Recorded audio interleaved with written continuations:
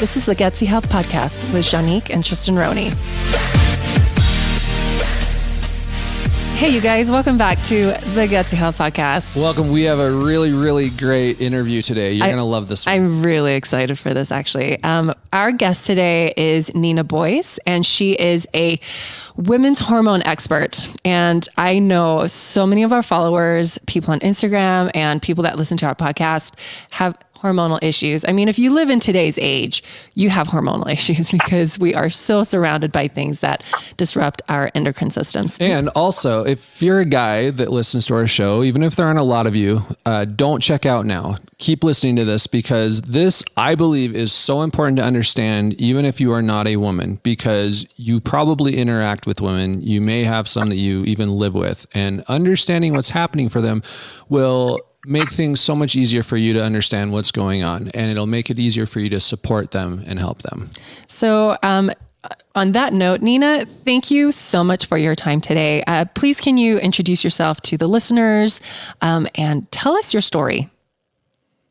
Hi. Well, thank you guys so much for having me on the show. I'm so honored to be here, and you guys are obviously such a perfect fit for everything that I believe in and everything you're preaching here on the podcast. So I'm so happy to be here. Well, like you mentioned, my name is Nina Boyce, and I'm a women's hormone coach and also podcaster. And I really got into this line of work after struggling with my own hormones and anxiety from kind of a young age. I always struggled with anxiety, but it wasn't until really like my college years that it started to affect my life and get worse. Yeah. So, yeah, it was just a lot, you know, in college, for example, you're not eating the way you should be eating. Exactly. That's pretty much a given. And you're stressed out of your mind too. Right. Yeah. You have so much going on. Mm-hmm. And I always was a person that was just on the go. Like I said, even when I was younger, I had a brother with severe special needs. So I feel like everything in my life was just heightened a little bit. You know, I lived in that fight or flight mode. I was just used to that. But in college, you know, you're taking classes, you're not eating well. I started taking birth control at that time, which little did I know was affecting my body in ways that I would soon later find out, you know, years down the road. Yes. But I kind of just pushed through all of it, and I was ignoring the signs that I was getting chronic headaches all the time. And you know, I was having these bouts of anxiety that were more severe than I'd ever experienced before, but I kept pushing through. Yes. And, you know, I graduated school. I started my full-time job. I was a music teacher, a middle school choir director. I worked at 2 buildings, so I taught over 550 kids. I just wasn't slowing down, you know, it just kept going and going, kept revving up. Exactly. Kept going. I was recently engaged. I was getting my master's degree, and I was planning this trip for my kids to go to Carnegie Hall and sing in New York City. And I remember at this time, I mean, I was running on, I think like granola bars and Trenta iced coffees. That was just my life, you know? Yep. But I felt like almost like Superwoman in a way. Like, oh, look at me. Like, I can just keep going. Look at all the stuff I'm doing. But it wasn't until all of those things kind of slowed down that my anxiety it spiked to uncontrollable levels. I had my first panic attack. My face started breaking out. I was getting cystic acne. I had stopped the pill because I thought that was what was causing the issues, and I'm sure it wasn't helping. Yeah. But my period then was all over the place. I was spotting inconsistently. I had terrible menstrual cramps, and I just knew that something was going on underneath the surface. I needed help. Yeah. So, of course, I went to my doctors. Yes. But thinking they had the answers. Didn't really get the answers I was looking for, because my physician just said, well, you know, everything's fine with your blood work. I think let's just put you on Lexapro. And if you're nervous and have anxiety about taking the Lexapro, which I did, we'll put you on Xanax to help with that. And so I just was like, not feeling those answers. So they basically said, this sounds like a mental health thing. We're going to give you some medication to help you relax and not be depressed. Right. Exactly. When, you know, sometimes when I think back on it, I'm like, maybe it would have been nice to just sort of give myself a little bit relief if I would have taken that route. But in the end, it wasn't the solution, you know, I needed to go deeper than that. It was a Band-Aid. And exactly. And oftentimes, like, even when it comes to hormone issues, did they even think it was a hormone thing at all? Like, were they just like, no, this is just okay. So they weren't even looking at hormones, but like typically when you say I have a hormone issue, the answer is, well, let's just put you on birth control. Right? Absolutely. Cause then I went to my gynecologist and because I asked my doctor, my physician, I said, can I get my hormones tested? I feel like it's something to do with my hormones. And he said, we don't really do that here, but you can ask your gynecologist. And when I went in, I had taken like a saliva test too at that point. And I brought in my saliva test. I was like, I know that I'm struggling with like low progesterone and like high estrogen. What's going on? And she was just like, well, those can kind of be inaccurate and we don't need to test your hormones. Let's just put you on birth control. It was just very much shut down. You're kidding. So they wouldn't even look deeper for you. They were just saying, nope, the Band-Aid solution is birth control because that fixes everything. How many years had you been on birth control when you went off of it? So I got on birth control my freshman year of college, and then I stayed on that all 4 years. I think it was 6 or 7 years on birth control, but I was not on and off, but I tried a lot of different types of birth control. So I would try the mini pill because I felt like maybe the estrogen was affecting all of my mood swings and the weight gain I was experiencing. And then I tried the NuvaRing. And so I kept like playing around with different brands because I thought it was me that was the, you know, it was like, it has to be the birth control. It's a different type. Maybe that will work, but nothing ever worked. Yes. And so, okay, so you go to your gynecologist and he says, no, we don't really do blood work. No. Who is it? It was your gynecologist. Is that correct? Yeah. So my family doctor was the one that told me not that they don't really do blood work for hormones. Okay. So then to go to the gynecologist, and my gynecologist just kind of shut it down and didn't think it was necessary. So where did you go from there? So that's when I decided to take all of this into my own hands, and I started Googling. That's really where it began for me, like Googling nutrition for anxiety. Yeah. And I will say I was on Pinterest. I remember this so vividly. And it was like, eat more bananas or eat more dark chocolate for magnesium, you know? And if you're just going to eat a banana or dark chocolate, that's not going to just, you know, make your anxiety miraculously go away. But that was kind of the start for me. And I was on the diet train, but not for weight loss. I was like, oh, I'm paleo now because this is going to get rid of my anxiety and my hormone issues. I'm keto now and I'm vegan, you know? So I tried all of these different diets. But what it came down to was just changing to a whole foods based diet and reducing my inflammation, that I slowly, like the veil started to lift. And then I was able to, then I was like doing yoga and meditation. So it was kind of a slow process of just getting into the holistic health world, really. Yeah.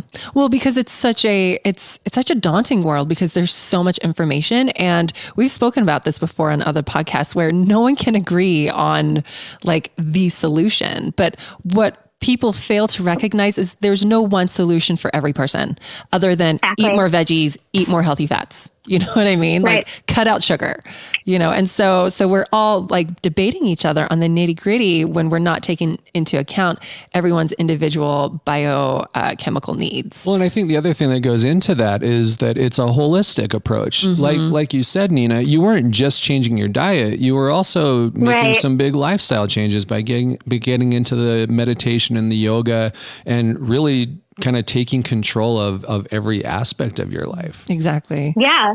So, okay. No, absolutely. So you, at this point, you're changing your nutrition, your stress, because you had the cystic acne, you had the anxiety and the panic attacks. How long did it take you to feel like you had arrived?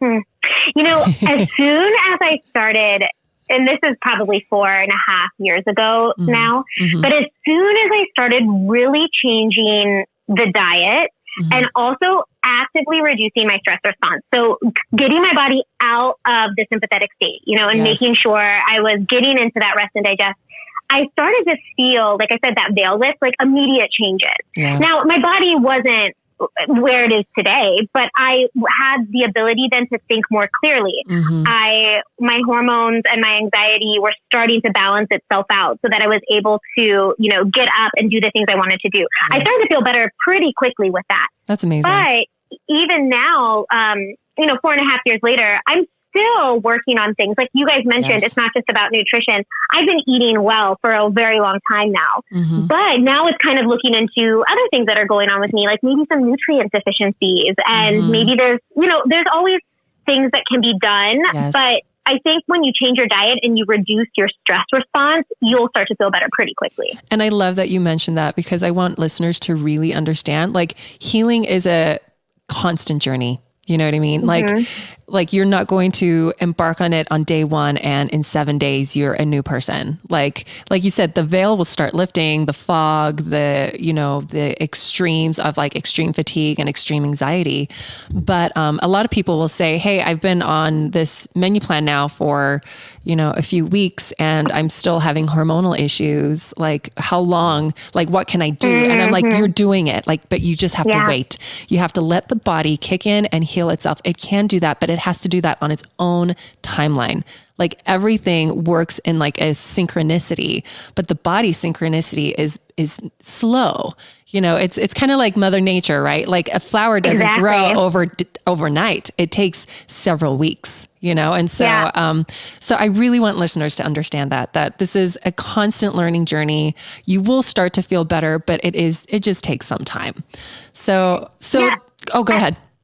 I just want to say this too. When it comes to your hormones specifically, you need to give yourself, depending on what you're struggling with, at least 3 months for something. Like if you're dealing with PMS or menstrual cramping, I mean, number one, you got to give yourself a full cycle to get things going. But 3 months is kind of like that benchmark to see if you're starting to see some changes. Yes. And then for some people, like even like say you're dealing with amenorrhea and you haven't had a period, giving your body like 3 to 6 months and even longer sometimes is something you just got to expect. I totally agree with that. Actually, we just told one of our members that last night. I was messaging her because she wanted to detox estrogen really fast. And I'm like, you know what? You've just started healing. Let's give it. And I said 3 months. I'm like, give it 3 months. Like, and if nothing is moving, then we'll get more aggressive. But I feel like nutrition, like just changing the fundamentals is like 90% of the work. Don't you think?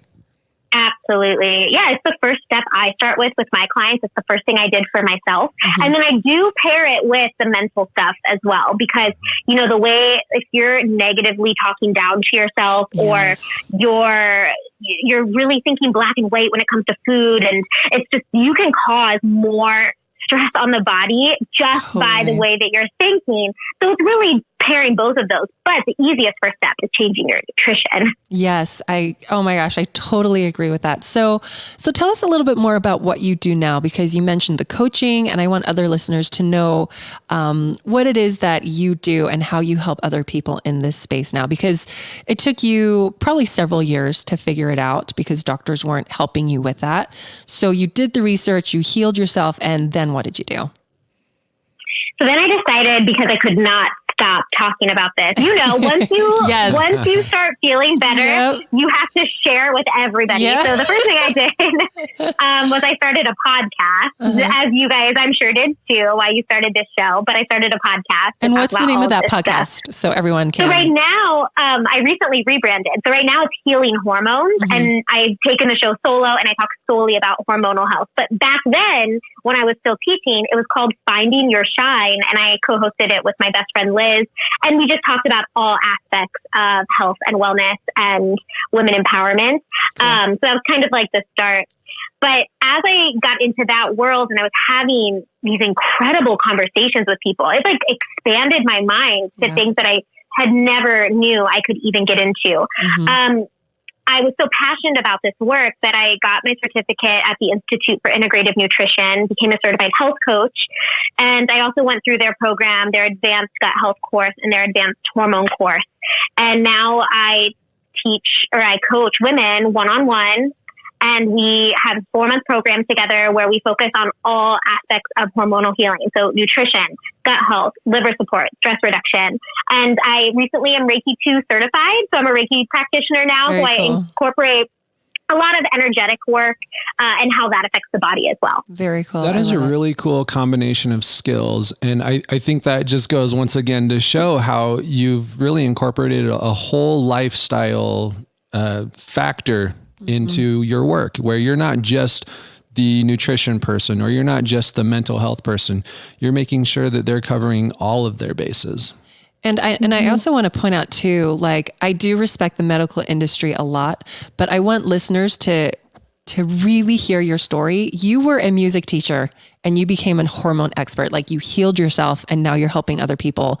So this is what I like to call the nobodies helping the nobodies. And I say, and that seems really like harsh, but in our culture, the somebodies are these doctors, right? These people with their PhDs and their MDs, and in our culture, we are designed and groomed to only respect their opinions. And so the beauty, I think, of this platform that we have is we're finding like-minded people like you, the person who is the nobody, talking to nobodies like us, because none of us have PhDs, and we're healing ourselves. We're healing our bodies, and we're empowering other people with that knowledge to do the same, and letting them know and believe that they can, that they don't need to spend thousands upon thousands of dollars trying to get the opinions of doctors' care, or the doctor's care, or holding them or hand holding them through that. Does that make sense? Oh my gosh, I resonate with that 100%. And I always say the doctors are, experts in their field. Absolutely. Yes. And we need them for, emergency situations. Totally. If I'm in a car accident, like, please take me to a the doctor. Yes. Or if I, but they're not an expert on your body. And so where Western medicine unfortunately is failing is when it comes to chronic conditions, autoimmunity, women's health in general. Exactly. And most of the research that has ever been done on women's health has been based on men. So there's just so many, there's so many issues when it comes to, chronic conditions and autoimmunity in women's health. Yeah. Well, and I feel like the research is really slow in this area because only just now there are some more open-minded doctors that are recognizing environmental toxins are messing up with our hormones, but it's not being spoken about in the mainstream medical world. And so we're having to go to Dr. Google and look this up. You know what I mean? And I use that in a snarky sense because doctors are always mocking the Dr. Google, and it's like, well, you know what? That's actually a very empowering tool because it's us connecting to other sources of information and finding out this really important stuff about our environment, about our bodies. And it's the platform that we leap off of from Google to understand, there are such things called xenotoxins. Or in a lot of cases, DuckDuckGo instead, because they don't censor like Google does. Yes. So if you're trying to research health issues, go to duckduckgo.com and they'll give you way more information. Because we've had that issue where we've tried to look up certain a lot articles. Of the topics that we talk about, like vaccines, for instance, if you go and search on Google, it's not going to show you much other than what the official line is. There was another topic that we were trying to look up where they actually kicked out doctors from Sierra Leone who were curing Ebola using ozone therapy. Right. And I could not find that article on Google. But then as soon as I went to DuckDuckGo, but this is why that happened. Sorry, this is a little bit of a tangent, but because Big Pharma complained to the World Health Organization, and the World Health Organization forced the government of Sierra Leone to kick out those doctors. And so isn't that unbelievable? But you won't find that on Google. This is our problem. Yeah. But this is the problem, is that Big Pharma is controlling so much. And, and I here's a side note as well, as we're going off on a tangent. Just recently, not even a month ago, I went to go see my gynecologist. And now I'm obviously very empowered in the things that I know now and advocating for my own health. But I've been struggling with some period pain still and back pain. And I really want to see if there's some endometriosis going on for me. And so I go in and I'm advocating for myself, telling her, I work with women's hormones all the time. This is what I do now. And she goes, I really think you need to stop Googling. Oh and I was my like, gosh. What? I'm not even joking. No. And that makes you feel, it really makes you feel dumb. You know, like I'm not just Googling, like maybe I will Google, but I also have books from leading doctors in the women's health space. I've also taken courses on this. I'm not just Googling and just trying to be difficult for the sake of being difficult. I know that there are these things underneath the surface that we can start to get to the root of. And sometimes I feel like, you also just have to find the doctor that's willing to listen to you. But I've had that specifically happen to me. Mm-hmm. That's incredible and so infuriating. And yet happens all the time. I probably have a new person weekly tell me that exact same story. And it needs to stop. Like this needs to stop. I don't want to say publicly shame our doctors, but we need to fire them. You know what I mean? We need to be like, I'm sorry, you're not an empowering doctor at all. Like we're done. You know, we need to start voicing so what did you say to that? I want to hear the rest of the story. Did you give her a full mouthful or were you like, okay, thanks, bye? I think I said something along the lines of, well, I'm not just Googling and I actually research all of this. But at the same time, I feel like I've had these conversations on my own show. Mm-hmm. They know what they know and we know what we know. And exactly. And there's benefits to both, you know? And so I feel like sometimes there's no point in me arguing because my goal is I am empowered, like I said, and I know that I can go other routes. So I'm going to go to my gynecologist for what I'm going to go to her for. I'm going to get my pap smear. I'm going to go to get my internal ultrasound, you know? Yes. And I'm going to know that when I go to her telling her I'm having these issues, she's going to prescribe birth control or in my case, Orilissa, which is supposed to help with endometriosis pain. Yeah. I know that. But I also know what I can take in and what to listen to and what not to. Yes. So I love that. I love that. And one thing that I just want to add to that is I love how you said there's no point in arguing because she knows what she knows. And we need to be okay with that and recognize that they don't know everything. But another thing I tell people, the most empowering thing you can do, because Big Pharma only speaks the language of money. So you take your money away from Big Pharma. That's the only way you fight against this machine. You don't yell at it. You don't throw stones at it. You just remove your money from it.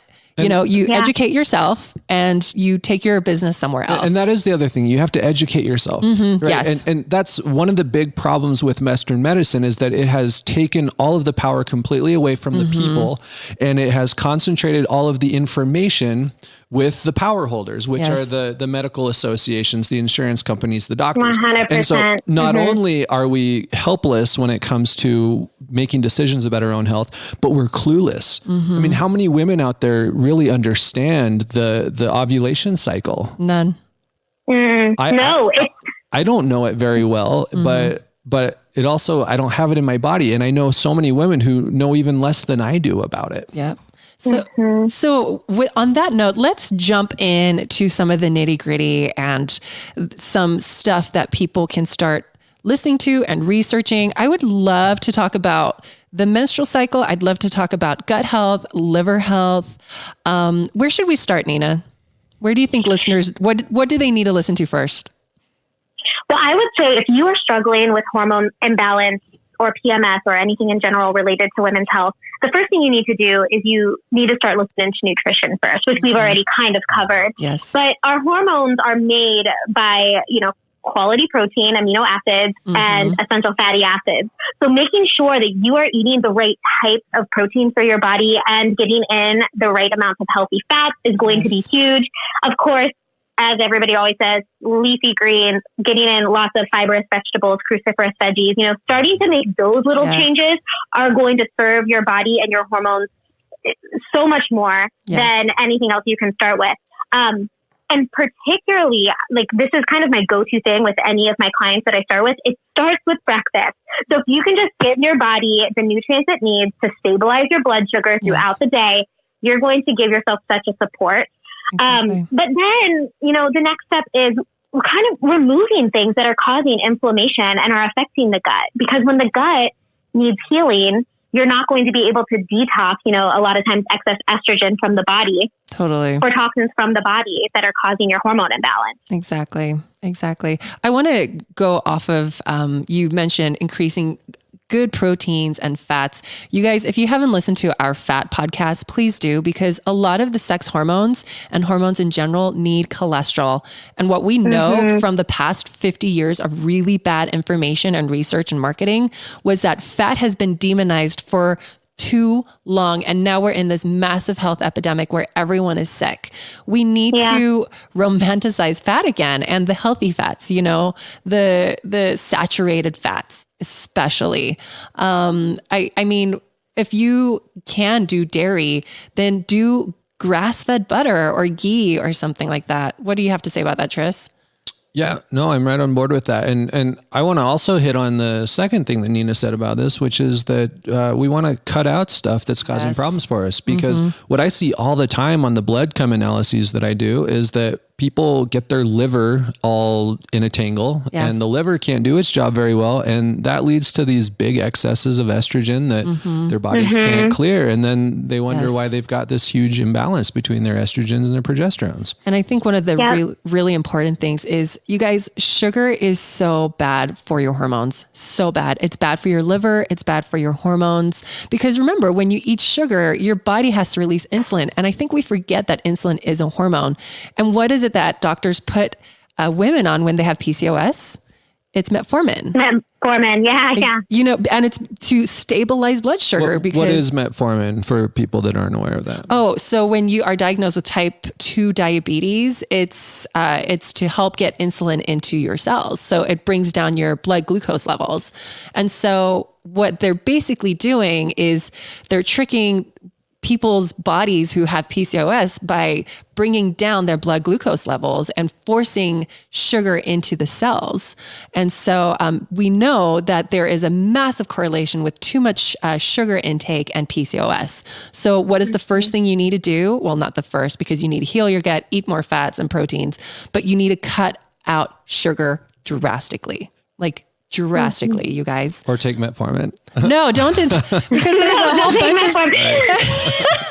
There's so many, that's the problem with pharmaceuticals, is that once there's so many other side effects that go along with them.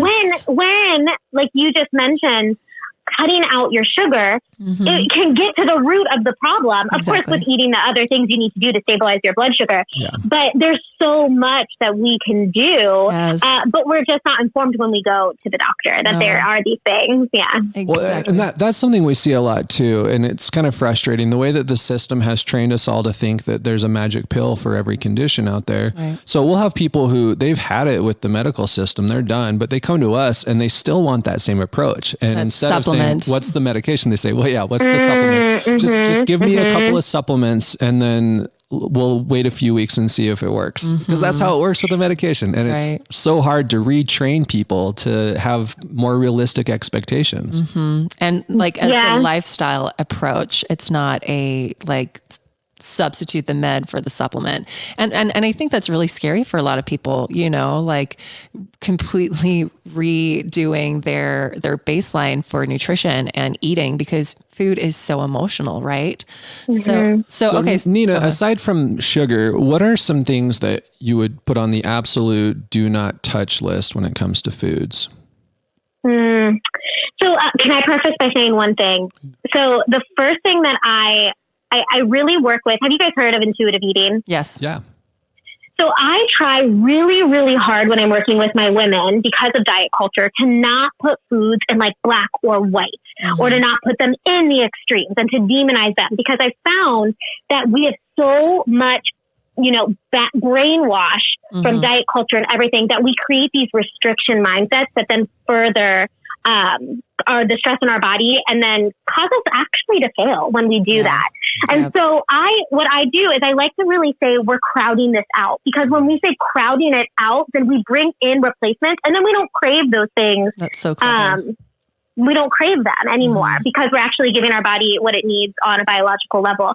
But yeah, sugar, of course, is one of them. And then also, like, when you're really struggling, like alcohol, and I know this one's hard too, but coffee, caffeine, it can really, elevate inflammation and, aggravate premenstrual syndrome, which is something that I focus on highly.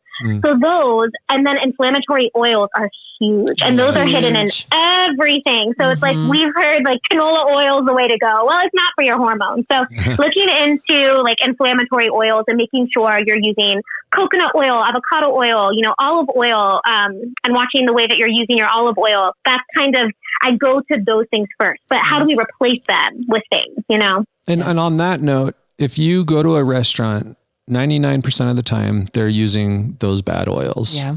They are. If you go to a grocery store and you buy a prepared food, prepackaged food, or even something like chips and crackers, probably has one of those bad oils. Well, what's also frustrating is like healthy snacks. They all have sunflower oil, like all of them. Yeah. And that's inflammatory. Just now I'm seeing seaweed because my kids love seaweed, but it's always with sunflower oil. Yeah. Just now I'm seeing seaweed with olive oil. And I'm like, yes, let me stock up on that. But again, like I don't, and again, we're now getting into like the details and the devil's in the details, but I don't know how much they've heated that olive oil. You know what I mean? Yeah. Like, is it now rancid? How long has it been on the shelf?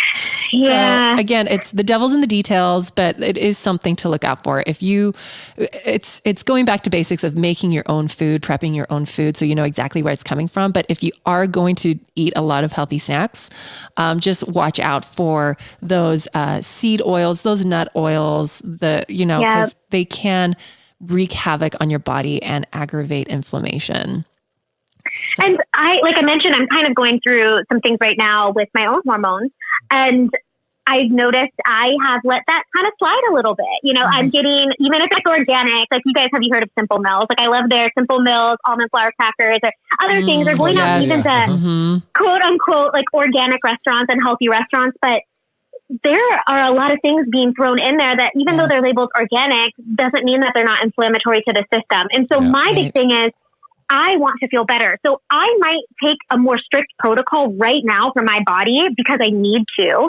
And, you also have to know it's okay to have those things once in a while. Your body is really resilient, but you'll start to notice when it becomes an unhealthy pattern for you again. Yeah. And we always talk about the 80-20 rule, or in some cases, the 90-10 rule, which is that it's okay to have those things occasionally, as long as they are the exception to your normal routine, not a regular part of it. Right. So for listeners out there, and Nina, maybe your recommendations are different, but what I try to tell people is, go for about 8 to 12 servings of vegetables a day. You know what I mean? Like you are not going to feel hungry eating 8 to 12 servings of vegetables. It's going to fill you up. It's going to be really satiating, getting lots of healthy fats. That too is going to be extremely satiating for you. And I had a mom come to me one day and she said, please, can you tell my daughter to stop eating sugar and that she's not allowed it? And I said, I'm not going to do that. But what I'm going to tell her is eat all your veggies and then have your cup of ice cream. You know what I mean? Like just get that goal in to nourish your body and get that nutrient dense food in there. And then over time, she's going to crave that ice cream less and less and less. And she's going to start craving the veggies more and more and more. You know what I mean? Yeah. But like you said earlier, when we go into that, no, you can't have the ice cream anymore. It's only vegetables. Not only that is the most depressing thought on the face of the planet, but it now becomes like the forbidden apple, right? And so we all have that rebellious child in us where we're like, I'm going to go and sneak that ice cream while no one's watching. You know what I mean? Like, so eat the healthy foods. Your gut biome will catch up. It'll start to force your body to crave that healthy food. I've never had a person who has gone on like a nutrition protocol like this, come back to me a month or two later and be like, I still hate vegetables. Like they're always saying, I crave vegetables. I can't wait for my vegetables. I can't wait for my green smoothie in the morning. And I love hearing that because the body adapts, the body craves these things and we don't even realize how depleted we are. And when you do it from a whole foods perspective, that really does taste delicious because people are used to, you eat your vegetables with like nothing on them. But with a whole foods perspective, you can put some really delicious fats with those vegetables when you cook them and it tastes so good. And then lots of salt. I just had it this morning. I had like a bunch of leafy greens and some coconut oil and I put a little like garlic on it. Yeah. And I had eggs and sweet potato. And I was like, I felt so satisfied and so good. I haven't had breakfast yet and I am hungry now. It's almost 12 o'clock for me here in Ohio. So I'm like rolling up on lunch. But you're right. Like adding in those servings of vegetables, like trying to get those fibrous vegetables in each meal and leafy greens, and then making sure, and the amount of protein you need is really, I think, varies on everybody. Like we know this bio-individuality with nutrition, but making sure you're getting good quality protein in. And then like I always try and get at least like 2 tablespoons of healthy fat or more in each of my meals. Yes. And that's what you need to do. Exactly. And just to remind listeners, I say this all the time, fat doesn't make you fat. Sugar makes you fat.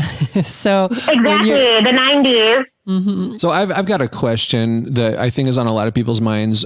Nina, what are your thoughts on soy? Is that a problem when it comes to women's hormones?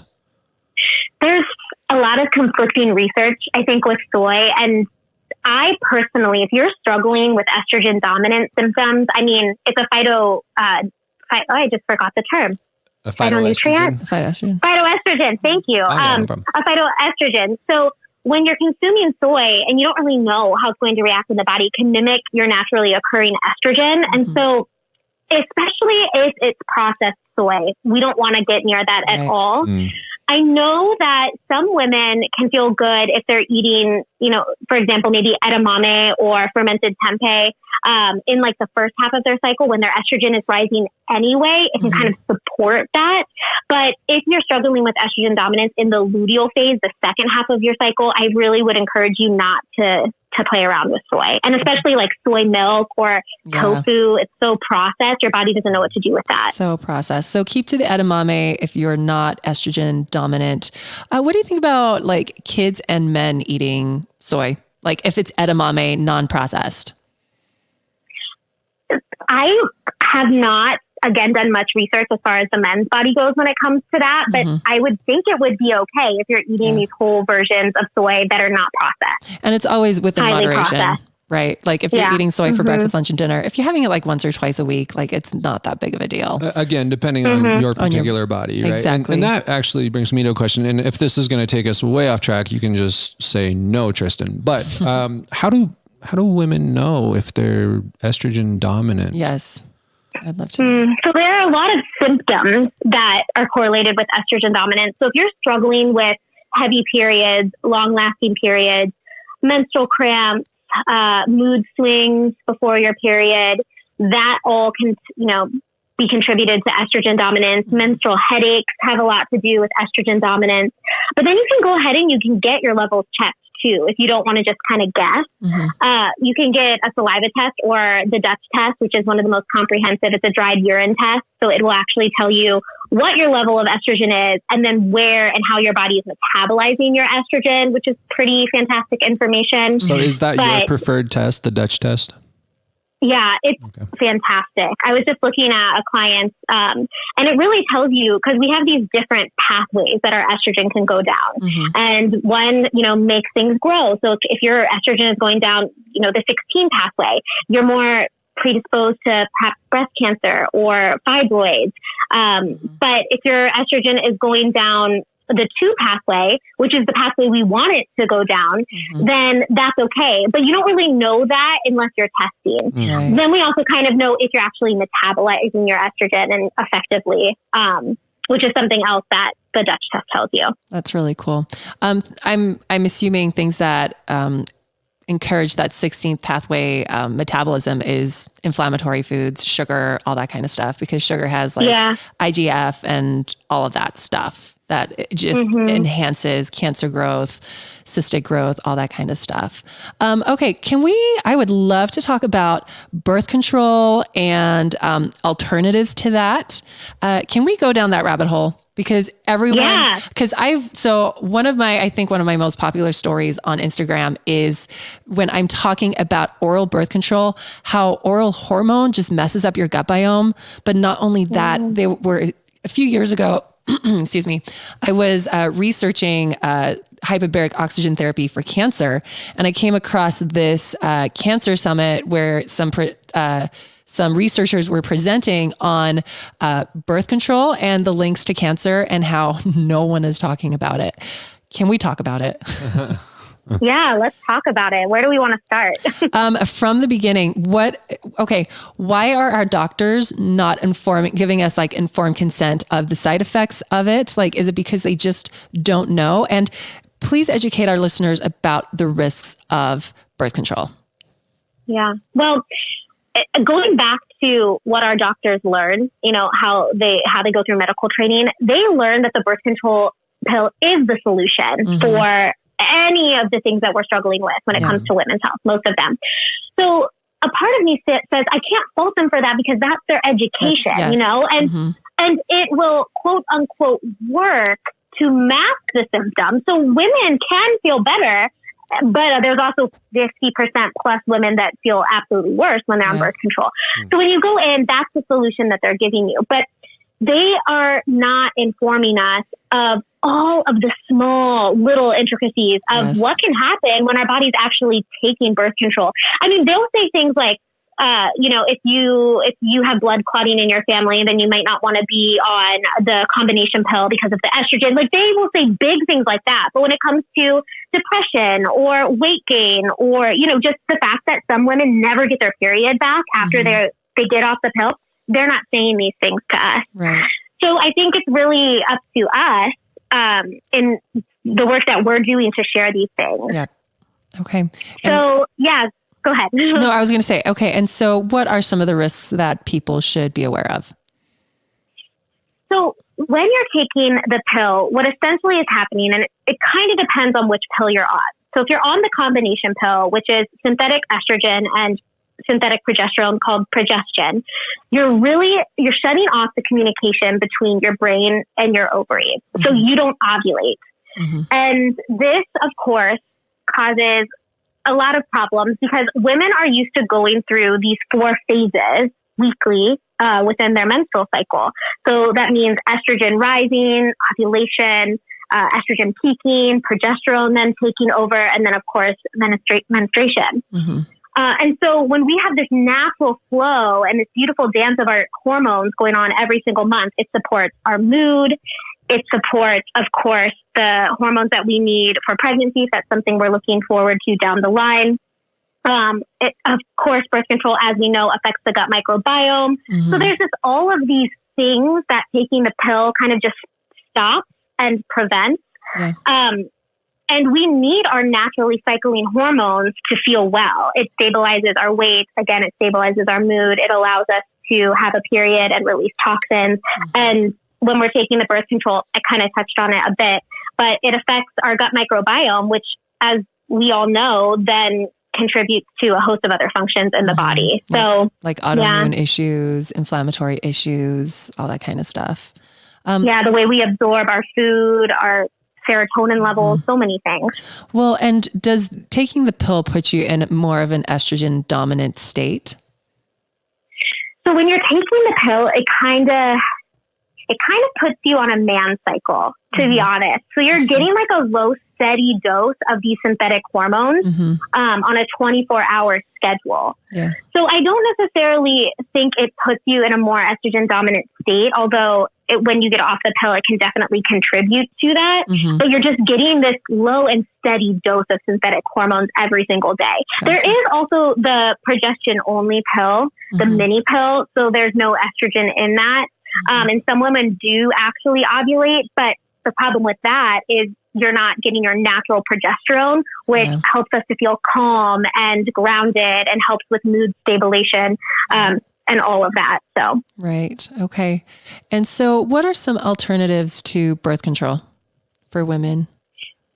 I really like to teach women about the fertility awareness method, which is how to track your cycle, what to look for, how to know when ovulation is about to happen, taking your temp every morning, looking at cervical mucus, which I know sounds kind of gross, but it's a necessity. So natural family planning, the fertility awareness method. Of course, you can use a condoms or a diaphragm or something like that if that's your choice as well.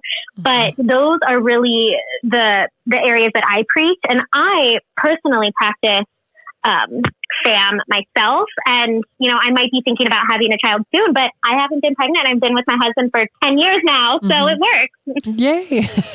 Nina, does Does the fertility awareness method require you to have a pretty consistent period though? Because we do work with a lot of women who their periods are all over the place. Would that method be problematic for them? So if you're taking your temperature every morning, we're then able to see if you're ovulating. So that's kind of the first thing. And it can be difficult. I would say if you have a cycle that's a little bit all over the place, I would suggest that you actually work with a fertility awareness educator, because they can really help you look into the nitty gritty of things. But when you're taking your temperature, you're able to see, okay, my temp has now spiked past my baseline. So I can confirm that I have ovulated. So now I know that I'm safe to have unprotected sex post ovulation, because obviously there's no egg that's going to be floating around in there anytime soon until after your period. So you can kind of confirm that way. And then you can you have to really get used to tracking your cervical mucus so that you can see if you're fertile, if you're in that fertile window. So no matter where you are in your cycle, those are some signs that you can definitely look at. But I would say it does make it a little bit more difficult. Yeah. Okay. Can we talk a little bit about, I know we brushed on liver health, but can you explain to listeners why is liver health so important? And, because what I want to just say really fast is we live in a society where we just eat sugar for breakfast, lunch, and dinner. And that is so hard on our livers, especially the amount of fructose. I mean, we drink tons of soda or sugary coffee or something like that. And that's hard on our livers. What is it about the liver that is so important for women's hormones? Other than metabolizing estrogen, what else does it do? So our liver obviously helps us to package up the toxins that our gut is later then going to eliminate for us. So when we are, again, like you mentioned, eating a lot of sugar, or again, putting like toxins on our body, skincare, burning candles that have a lot of toxins in them, our body, our liver has to process all of that. And so what it's doing is it's working so hard just to package up and process the toxins from our food, and then from all of these products and things that we're using, even toxins in our water, everything, that it takes over. And then our estrogen kind of gets left behind and recirculates in the bloodstream. So it's important to make sure that you're doing things to support your liver health, like, of course, eating proper nutrition, getting in good like antioxidants that support the liver, like berries. You can even supplement if you want with like N-acetylcysteine or glutathione, but focusing on things that support your liver, and then eliminating products and things that are going to tax your liver as well. So that way it has more time to do what it needs to do to help with our estrogen and our hormone levels to make sure that we're getting those out of the body. I love that. Nina, are you a fan of doing the liver cleanses and things like that to speed up that process? So I do. I mean, obviously our body is a natural detoxifier, and it does this for us every day. But I think it can be really helpful, especially if you consider doing like a liver boosting salad, or there's some smoothies and drinks that you can do that give your body the antioxidants and the foods and the nutrients it needs. I don't think like a specific detox is always necessary, but when it comes to focusing on, if you're getting in those foods through a smoothie or a drink or a salad or, a liver food protocol for a little bit, that's beautiful. I think people confuse that sort of detox with like just a juice detox that they don't really need, if that makes sense. That makes a lot of sense. Yeah, thank you. Can we talk about xenoestrogens? We spoke about this in our last hormones episode, but what I mentioned then was like, we're seeing these young girls starting their periods like as early as 8 years old. The majority of, I think, young girls is between 12 and 14, which is still really young. It really should be more around the age of 14. But the reason why we're seeing this is because, and what I explained, and maybe you can add to it, is, from babies, we are heating up milk in plastic bottles. We're eating out of plastic. We're heating plastic. Like you said, we're putting perfumes on our bodies, which are endocrine disruptors. They mimic hormone. They they block certain pathways that allow for metabolism to happen. Not only that, but you mentioned the water, like the colorants that we have in food, the candles, the hair product, our makeup. I mean, I think of so many things. Like I just think of how my daughter, I bought some makeup for my son's Halloween costume last year, and it's like hidden in the corner of my bathroom, untouched, except when she finds it and then she puts it all over her body.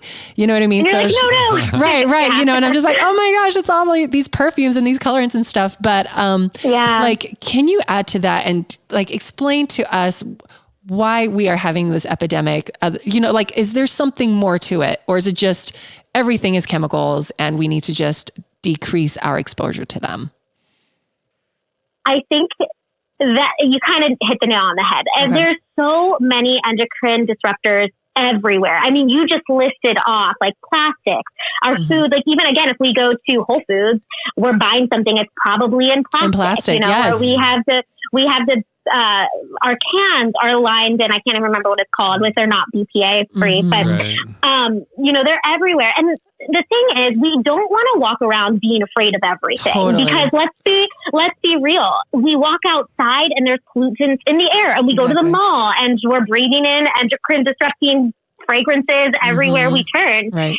So the only thing we can do is we can control what we purchase and what we put into our own bodies. So choosing glass Tupperware, making sure that especially if you have a daughter that's, getting ready to use makeup, go and educate her on clean beauty products. Make sure that your home and your shower and your cleaning products, we didn't even talk about, the spray that you put on your counters or the laundry detergent that you use every single week.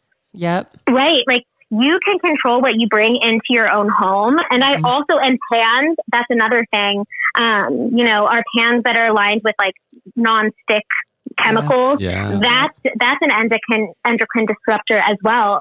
So it's like looking into what you can do to make sure that you have a clean home, and also that kind of rubs off on the people around you. And you can bring your glass bottles and containers everywhere you go if you need to. But that's the first thing, because then you're supporting your liver so that it can do what it needs to do. And I think that's really all we can do when it comes to that, is just trying to do our best to buy the products that are best for us. Yeah. And I love, go ahead, Tris. Well, and like you said, not worrying too much about it, right? That's the great paradox, is that we're supposed to make these drastic life changes, but we also can't get too stressed because that causes tons of problems on its own. So it's a tricky line to walk of. This is what I recommend to people is, as soon as you use up all of your, fragrant lotion, then replace it with a healthier one. As soon as you use up your because you've been using it for years, like what's another few weeks going to be, right? I mean, unless you are everything's burning down, then get rid of it completely. But just make these slow changes, like use it up and then replace with something better and cleaner. A few things that I would highly recommend for listeners right now, if you do want homework, is all your cleaning products and your laundry dryer sheets. Throw those out today, because those are extremely toxic. So they're a cheap replacement. So yes, there's so many cheap replacements, like vinegar and water, you guys. There is the company that we love called Branch Basics and Force of Nature, which is fantastic and clean. But again, just use like vinegar, white vinegar and water for your dryer sheets. Like throw those out today. Don't ever use them ever again. Don't even give them to your neighbor, because you don't want to poison them. But those are highly carcinogenic. What you can do is just buy some like cotton dryer balls and take essential oils and put about like 5 to 10 drops on those dryer balls and throw it in, and your whole house smells like aromatherapy oils, and it's fantastic. And so that's what I tell people is, those are the big ones. Get rid of those. But like, if like lotions, use up and then get clean ones. I don't know. What would you add to that? What do you guys think is super important that people should be wary of? I just want to add one thing too, when it comes to, if we're eliminating all of these products, a couple other simple things you can do just to support yourself. This sounds silly, but just drink more water and then make sure you're getting enough sleep, because those two things are also going to help your body detox. And those are two things that you also have control over, right? Exactly. So like going to bed and making sure you're getting enough sleep, because that's when your body cleans out your system. Waking up and having a glass of room temperature water. As you're crowding out all the products, bring in those two things and just help your body and its detoxification process. I love it. Oh, one other thing I do want to add is, women, our tampons, what are we putting in ourselves? Do they have fragrances? Please get rid of them. Get organic cotton. I've got a question on tampons. I've heard from people before that there is no such thing as a healthy tampon, that even an organic cotton one is still problematic for women. I would say it's way better than anything else. I agree. So I actually use the cup, the silicone cup, the Diva Cup. I use the Diva Cup, and then for me personally, like tampons make me cramp, so I hate them, and so I'll use the Diva Cup, and I'll just use the organic cotton pads for like panty liners. I have to admit, I haven't used the menstrual cup yet, and I need to. I'm always promoting women, like, use the menstrual cup. It's good for the environment. It also is obviously toxin-free silicone. So, but I haven't done it myself. I don't know why. I think I'm just nervous because of the change. But you're right. Even organic cotton has some stuff in there. Sometimes it has bleach in there still, which is serious? Kind of mind-blowing. Oh yeah, you have to look. But I use, and again, I haven't done a whole host of research on it, but I use Lola and Cora. Okay. And I think somebody told me once that Lola had some stuff in it. But again, it's how much better than and using, than the other like Tampaxes, the conventional brand that smells like perfumes. And your uterus has so many blood vessels, you guys, like it absorbs everything. So be careful what you put up there because it's not good. Yeah. Okay. I do want to talk about the Diva Cup. It's kind of like going on a first blind date. You just have to like get through it. Do you know what I mean? Like it's a little bit more explorative than I would prefer, but like once you get it and you just have to play around with it for a little bit. And then, sorry, men who are listening right now. No, don't be sorry. Okay. Actually, don't be. I need to go on a soapbox for a second. We need to stop stigmatizing women's bodies. I know that's true. And this is probably the single most important area where this can happen because we have not only trained men that it's none of their business and they should be disgusted to even hear that it exists, but we've trained women that they shouldn't be talking about it. That's so true. Their bodies are nobody else's business when it comes to the gross stuff. It's so true. But their bodies are everybody's business when it comes to the stuff. So true. So isn't it crazy that? Sorry, go ahead. No, go ahead. No, go. I was going to say, isn't it crazy that I'm in this line of work and so are you, and I even apologize for saying cervical mucus. I was like, I know that can be kind of gross. Right. But you're right. It's years, centuries of women being afraid and stigmatized talking about their periods. Yeah. Totally. And it's absolutely terrible because it prevents women from learning about their bodies the way that they need to. It's so true. Women are afraid to talk to their own daughters about their daughters' bodies. And so the daughters are learning it from the internet, from their friends, from their doctors, heaven forbid. And they're never getting a true understanding of it. And much less are they really appreciating it and seeing the beauty in the whole thing. That's so true. So kind of back to what I was saying though, is I unapologize. Yes. So let's talk about this. When you do start using the Diva Cup, it's a little messy. So that's the only thing I just want to warn people, like it's messy. You probably don't want to play around with it in a public bathroom. Like if you're going to utilize it, like make sure you're at home or in a safe environment, like at work where you feel comfortable, like you're right next to a sink so that when you're pulling it out, you can wash your hands and wash the cup and so on and so forth. Because when you're in a public stall, you're not next to a sink. So I just want people to just, if you are going to play around with it and you're going to try and utilize it, I really love it. I hardly ever cramp on it. Every time I put a tampon in, I cramp. And so, but these Diva Cups, I don't like, I've only cramped probably twice and I've used it for like the past 5 months. So it's... Well, and for somebody that's dealing with pain like me, I know that if I was my own coach, I would be telling myself to try the Diva Cup. Right? There's a quiz. There's a quiz out there. I don't know if you know the name of it. I linked it actually to a few of my clients, but you can take this quiz to figure out which one is right for you and the size and the brand. Cool. I'm really sorry. I can't think of the name of it right now, but I bet if you type in menstrual cup quiz in Google, going back to Dr. Google, you'll find it. I think I found it. I putacup.it.com /quiz. That's it. There we go. Quiz. And we'll put it in the show notes, you guys. Put a cup in it. So check put a cup in it. That's fantastic. Nina, anything else that listeners need to know about their sex hormones and all of that? I think the main thing I would like to tell anybody that's listening is your body, we touched on it a little bit, it goes through this beautiful hormonal dance every single month. And we want our natural hormones rising and falling to support our body and to support our health and to support our fertility, our mental and physical health in so many different areas. And so if you are just kind of diving into this, know that if you are on birth control, your body isn't getting that beautiful dance of hormones every single month.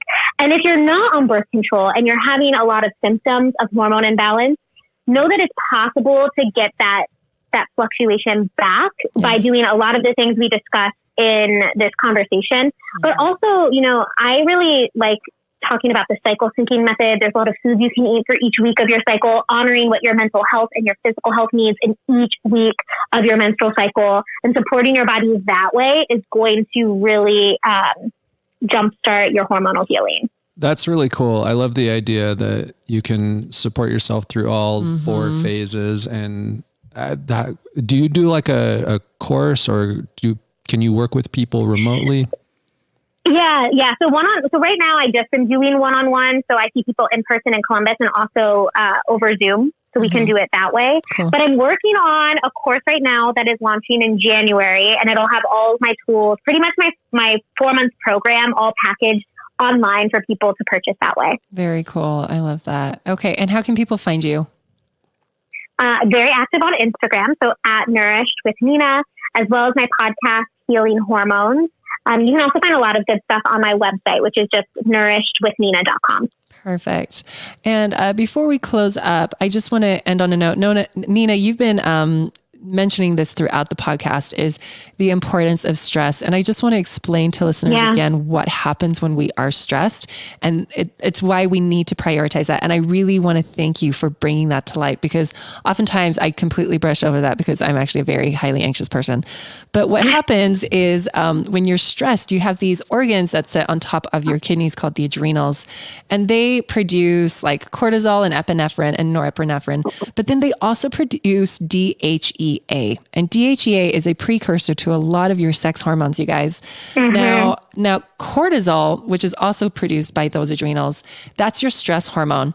And when you are highly stressed, your adrenals are going to hijack that DHEA, which is the precursor to your sex hormones.